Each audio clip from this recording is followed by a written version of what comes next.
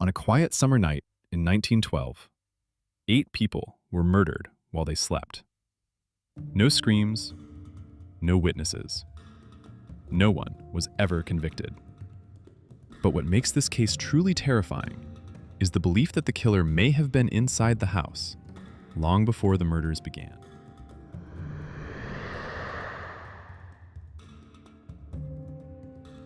Villisca, Iowa, was a small, peaceful farming town, the kind of place where neighbors trusted one another, and doors were rarely locked. The Moore family lived in a modest white farmhouse on the edge of town. Josiah Moore, his wife Sarah, and their 4 children. They were well-respected, hard-working, ordinary family.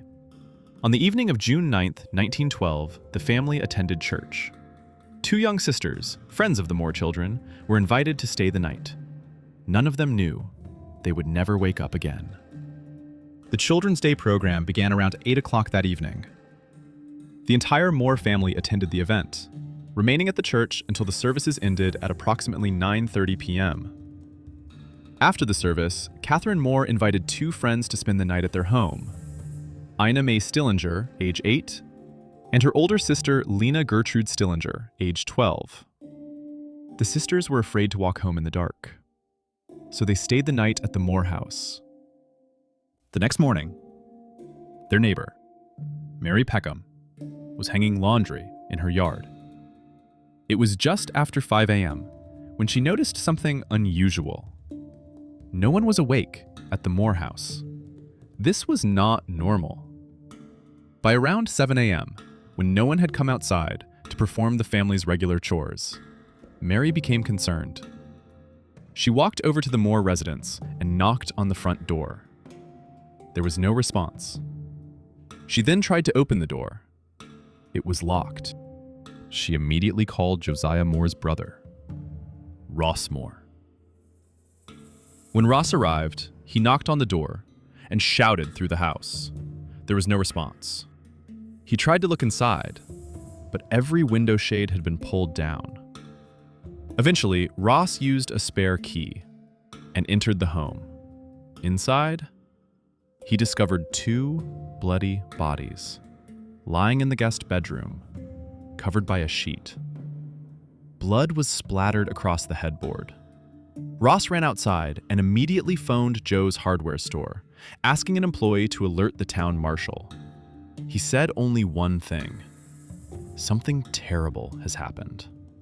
Marshal Henry Hank Horton arrived at the house around 8:30 a.m. and began his inspection.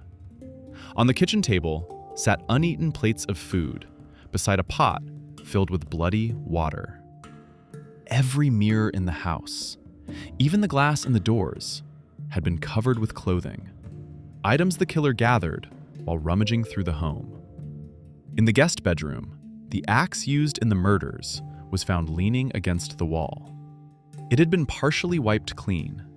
Beside it lay a 4-pound slab of bacon, carefully wrapped in cloth. In the Moore family bedrooms, investigators noticed deep axe marks carved into the ceilings. Dust from the ceiling lay on the beds, confirming the marks were made during the attack. The marks did not align with striking the victims, leading investigators to believe the killer was swinging the axe wildly, in a crazed frenzy. Sarah Moore was the only victim with deep cuts from the sharp edge of the axe, her face left unrecognizable. All the others were killed with a blunt end. The parents' heads were struck 20 to 30 times each. Evidence showed the killer returned to the parents' bedroom twice, after delivering the fatal blows, to do even more damage. Fragments of skull were scattered across the headboard of the bed in the guest room.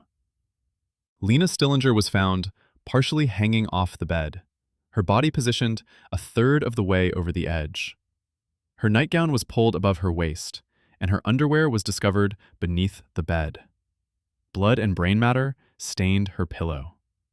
A bloodstain was also found on the inside of her left leg, just above the knee. Some believed the killer pulled Lena down the bed, thinking she may have briefly awakened. Others believed she was moved after death. Her sister, Ina Stillinger, lay on the right side of the bed, facing toward Lena. Her body was positioned toward a lamp, placed on the floor beside the bed. Because of their positioning, some believed the killer arranged the girls deliberately. However, doctors later concluded that neither girl had been sexually assaulted. All of the Moore children appeared to have slept through the murders. They were killed by blunt force trauma to the head. The marshal stepped outside and looked at Ross Moore. "My God, Ross, there's somebody murdered in every bed." Word spread quickly. Stores closed. Neighbors ran toward the house. Voices shouted. Feet rushed through rooms. More than 100 people invaded the crime scene, destroying evidence. Finished cigarettes were later found in the attic. Investigators believed the killer hid there, waiting for the family to fall asleep. Some believed the food was drugged. Others believed each victim was killed with a single devastating blow.